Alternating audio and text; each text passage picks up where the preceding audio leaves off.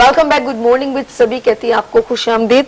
और यहाँ पर आपने देखा हमने बच्चों को भी अपने साथ ज्वाइन किया है और बहुत अच्छी इन्होंने अपने अल्फाज को कश्मीर के लिए चुना है और वो अल्फाज आपके साथ शेयर किए हैं। और हर बंदे की मतलब अगर कुछ बड़े लेवल का पर्सन होता है, एक उम्र में होता है, तो उसकी सोच अलग होगी, लेकिन हम इनिशियली बच्चों को मेंशन कर रहे हैं, उनके अंदर ये मोहब्बत, ये प्यार, ये उनको फील जो आ रहा है वो हमने बताया और उन्होंने प्रेजेंट किया। और इसमें कोई शक नहीं है, हम सिर्फ ये नहीं कि हम बड़े होकर कश्मीर के लिए सोचते हैं, हमारे बच्चे बेशक पाकिस्तान में हैं वो भी सोचते हैं और अपने अल्फाज अदा करते हैं। यहाँ पर टीचर्स भी मौजूद हैं, यहाँ पर ऑर्गेनाइजेशन से रेलेवेंट जो यूथ को प्रमोट करते हैं, यूथ को रिप्रेजेंट करते हैं। मैं कामरान से सवाल करूंगी। कामरान, बच्चों में आपने देखा पॉजिटिविटी, आपके पास डिफरेंट यूथ के आप सेमिनार्स कंडक्ट करते हैं, तो आप उनमें क्या फर्क लगता है आप लोगों को? देखिए, जो यूथ है वो पहले बच्चे ही थे। और अगर मैं एक बात कहूं कि एक लीडर जो है उसके जो आसार हैं वो बचपन में ही नजर आ जाते हैं।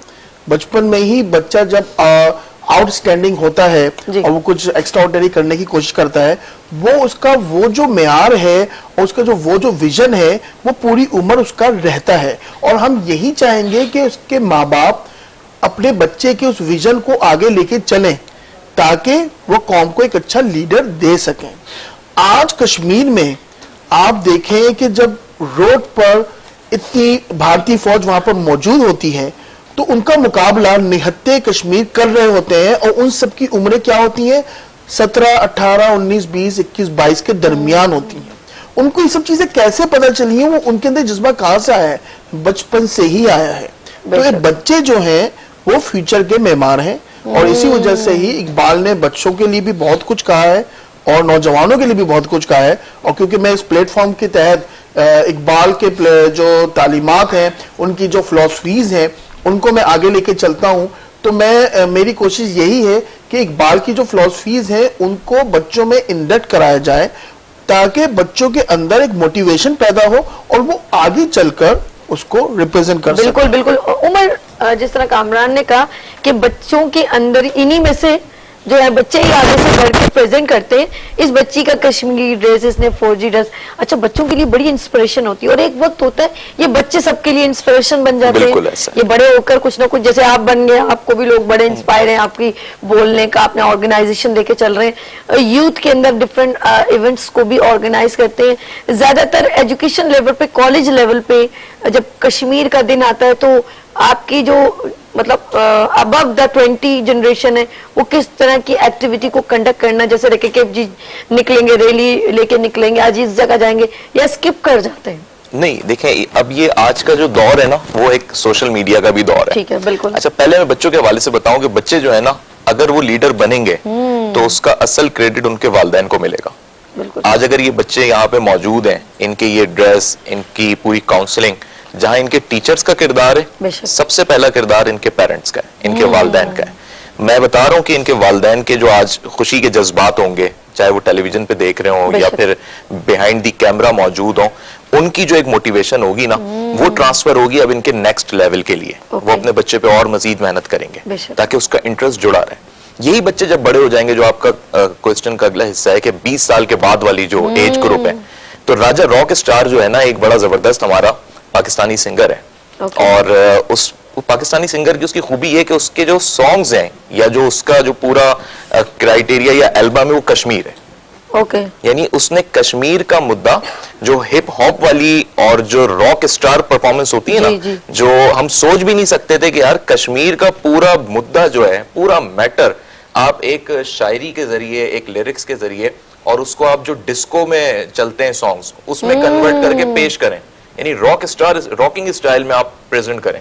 अब यूथ को क्या मिल रहा है? म्यूजिक भी मिल रहा है, एंटरटेनमेंट भी मिल रही है, कॉन्सर्ट्स भी हो रहे हैं, लेकिन प्रेजेंट वहां पे कश्मीर का पूरा इशू हो रहा है। यानी कि बड़े अच्छे अंदाज में कश्मीर की बात को प्रेजेंट करना और लोगों तक पहुंचाना। उमर की बात को मैं बिल्कुल एक्सेप्ट भी करती हूँ और इंस्पायर भी हूँ इस बात से। हमारे दरमियान एक मौजूद है रिजवान जाफर, फाउंडर है यूथ पार्लियामेंट से। अस्सलाम वालेकुम रिजवान भाई। जी वालेकुम सलाम, कैसी हैं आप? ठीक हैं? मैं बिल्कुल ठीक हूँ रिजवान भाई। प्रोग्राम आज ऑफ कोर्स कश्मीर बनेगा पाकिस्तान। अच्छा जी, बिल्कुल। सवाल भी है कश्मीर का, सवाल ही आज के दिन कश्मीर का है सबसे ज्यादा पूरी दुनिया के अंदर।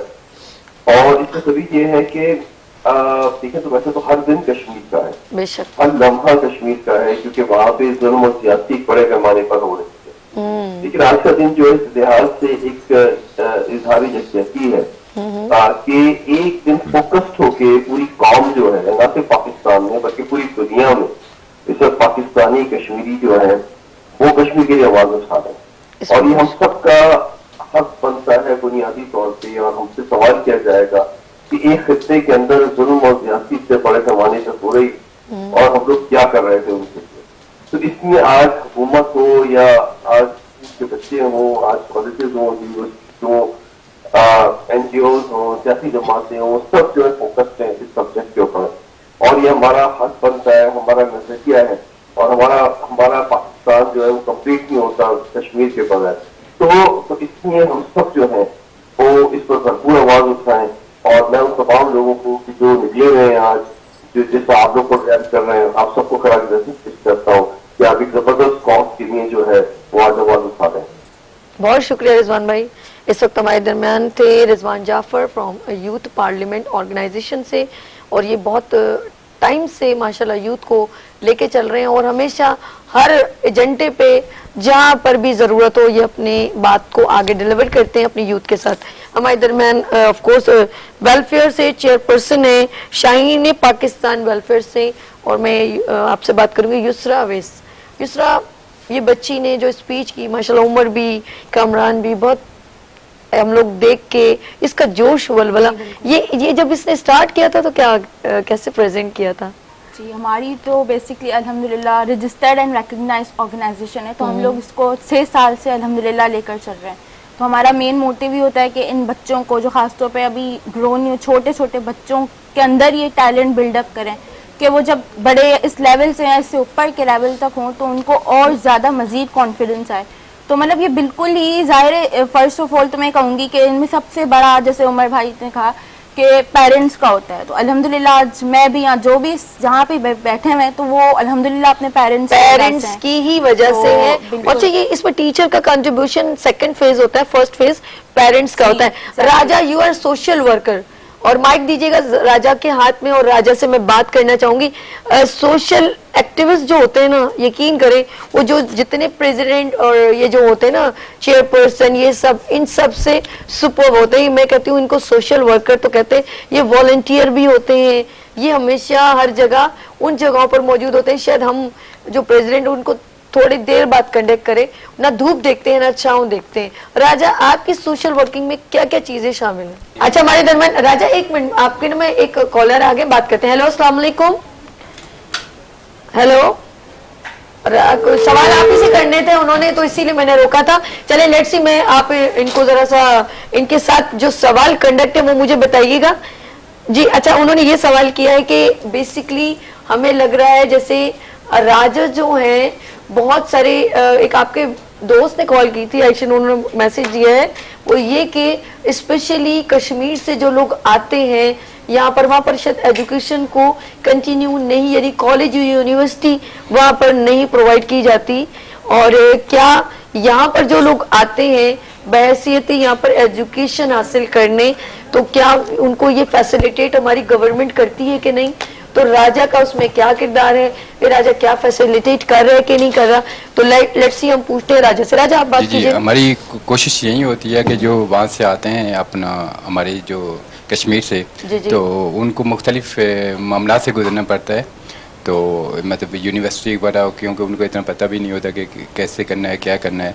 तो हुकूमत पाकिस्तान कुछ इस चीज़ पे मैं आपके टीवी के ज़रिए मतलब उनको मैसेज देना चाहता हूँ कि जो कश्मीरी हैं उनकी तालीम, क्योंकि हर कश्मीरी यही चाहता है कि वो पढ़ लिख कर पाकिस्तान की खिदमत करे और पाकिस्तान के मुख्तलिफ अपना मुख्तलिफ स्पेशली बहुत सारे कश्मीरी फ़ौज को हर कश्मीरी फ़ौज को लाइक करता है, वो फ़ौज ज्वाइन करना चाहता है, आर्मी ज्वाइन करना चाहता है। तो हुकूमत पाकिस्तान से ये गुजारिश है कि कश्मीरियों को एक तालीम के मौके फराहम किए जाए मुख्तलिफ पाकिस्तान के मुख्तलिफ शहरों में। तो इस तरह यही मेरा आपके टीवी के लिए मैसेज है। ओके राजा, अब मैं बात कर लूं, कॉलर से इजाजत है? जी हेलो, अस्सलाम वालेकुम। इस वक्त हमारे दरमियान मौजूद है जिना के पाकिस्तान के फाउंडर अवैस रब्बानी और अपने ख्यालात का इजहार करेंगे इंशाल्लाह।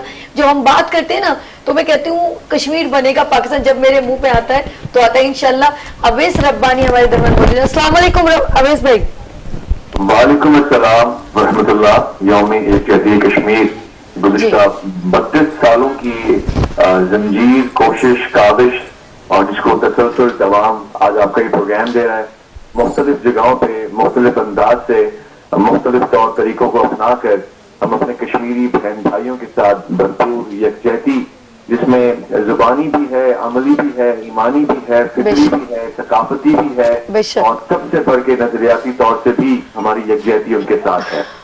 वो इमाम इकबाल ने कहा था, है शबाब अपने लहू की आग में जलने का नाम, कोशी से है तलखे जिंदगानी अंग भी, और जो मजा कबूतर पे झपटने में है फिसर, वो मजा शायद कबूतर के लहू में भी नहीं। तो ये जद्दोजहद ही जिंदा रखता है, इंसान को जिंदा रखती यही चीज है। और कश्मीरियों को हमें इसी चीज में जोड़ रखा है। भारत अपना जबर मुसलसल आजमाता रहे, हम अपना सब्र भी आजमाएंगे और अपनी जद्दोजहद को यकीनी बना के हमेशा ये कहते रहेंगे कि खुला है झूठ का बाजार, आओ सच बोलें, ना हो बला से खरीदार, आओ सच बोलें। सुकूत छाया हुआ है इंसानियत की कदरों पे, यही है मौका इजहार, आओ सच बोलें। और हमें गवाह बनाया है वक्त ने अपना, बिना में अजमत किरदार, आओ सच बोलें। हाय हाय हाय, क्या बात, जबरदस्त। ये दौर है और इसमें हम कोशिश कर रहे हैं कि हक और इंसाफ का बोलबाला हो इंशाल्लाह। बहुत शुक्रिया। इस वक्त हमारे दरमियान जिना फाउंडेशन से अवैस रब्बानी साहब मौजूद थे। आपके शेरों ने मुझे बिल्कुल अपने साथ इन टच कर लिया है। अच्छा जी, उमर जी, माशाल्लाह बहुत सारे, रिजवान जाफर, अवैस रब्बानी, उमर, कामरान और राजा, ऐसे सोशल वर्कर, ऐसे यूथ रिप्रेजेंटेटिव जो लोग हमारे दरमियान जब मौजूद होते हैं, तो आने वाली यूथ को कितनी इंस्पिरेशन मिलती है? बिल्कुल, क्या कहते हैं? यूथ को बहुत सारी डायमेंशंस में जो है ना अपना स्कोप पैदा करना है जी। तो हम लोग या जितने लोग ये काम कर रहे हैं कि अपनी यूथ ऑर्गेनाइजेशंस को रन कर रहे हैं और जिन हालात में कर रहे हैं, तो ये एक हम उनके लिए डायमेंशन क्रिएट कर रहे हैं कि अगर आपने अपने फ्यूचर को फोकस करना है, प्रोफेशनल लाइफ को करना है, लेकिन साथ में आपके ऊपर एक रिस्पॉन्सिबिलिटी भी है, और वो रिस्पॉन्सिबिलिटी है नेशन को साथ लेकर चलने की। तो ऐसा ना हो कि आप अपनी लाइफ में, अपने रोजमर्रा के मामलात में अपनी उन रिस्पॉन्सिबिलिटीज को भूल जाएं जो बहैसियत पाकिस्तानी आप पे फर्ज है। तो जितनी भी ये लोग सब काम कर रहे हैं, ये दर हकीकत यूथ को उस डायमेंशन की तरफ लेकर आ रहे हैं, चाहे वो उनको पार्लिमान के तौर तरीके सिखा रहे हैं, यूथ पार्लियामेंट, ये एक शेडो पार्लियामेंट के तौर पे, जिना का पाकिस्तान एक बड़ी जबरदस्त ऑर्गेनाइजेशन जो कायदे आज़म के विजन से और उनके जो आगे के मिशंस हैं, जो वो तो वफात पा गए, लेकिन अब पाकिस्तान में यूथ को वो सारे काम करने। इसी तरीके से शाहीन पाकिस्तान ऑर्गेनाइजेशन, यानी ये तो शाहीन का लफ्ज़ ही इन्होंने अल्लामा इकबाल के फलसफे की रोशनी में लिया। और इस वक्त मैं आपको पूरे पाकिस्तान में बताऊं, जो रजिस्टर्ड ऑर्गेनाइजेशन है, मोर देन 1700 ऑर्गेनाइजेशंस जो डिस्ट्रिक्ट्स में काम कर रही हैं, मुख्तलिफ सूबों, शहरों, यानी कराची के अंदर ही सिर्फ आपको कमोबेश 450 ऐसी ऑर्गेनाइजेशंस मिलेंगी जो वेलफेयर की सतह पे भी काम कर रही हैं और साथ साथ यूथ डेवलपमेंट के ऊपर, एजुकेशन के ऊपर काम कर रही हैं। और उनमें से बेशतर को अपनी प्रोजेक्शन और प्रमोशन भी नहीं चाहिए, वो अपने काम में तसलसल के साथ लगे हुए, यानी जिस ऑर्गेनाइजेशन से आप पूछेंगे वो कहेगा मैं 6 साल से काम कर रहा हूँ, मैं 10 साल से काम कर रहा हूँ, और फिर उनके पास हिस्टोरिकल बैकग्राउंड्स भी मौजूद हैं। तो ये कुदरती तौर पे एक फोर्स तैयार हो चुकी है माशाल्लाह, माशाल्लाह फोर्स। अच्छा, एक फोर्स से मुझे याद आया कि कभी भी हम अपनी फोर्सेस की बात करें तो उनसे पूछें कि आप जो है गाजी बनना चाहते हैं तो शहीद, तो हमेशा उनके लफ्जों में ये आता है कि अल्लाह पाक मुझे शहादत नसीब करे। तो हमारे अज़्म, पाकिस्तानियों के अज़्म तो आपको पता ही होगा हिंदुस्तान कि हमारी माएँ बहनें, जिनके चाहे अकलौते ही बेटे क्यों ना हो, वो फख्र महसूस करते हैं कि मैं शहीद की माँ हूँ, मैं शहीद की बेवा हूँ, मैं शहीद की बहन हूँ।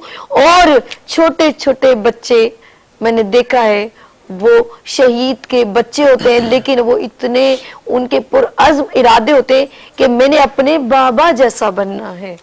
तो सोच लें, आप कुछ भी कर लें, इंशाल्लाह कश्मीर बनेगा, पाकिस्तान। यहाँ लेंगे छोटी सी ब्रेक और मिलते हैं ब्रेक के बाद गुड मॉर्निंग विद इस सभी के साथ।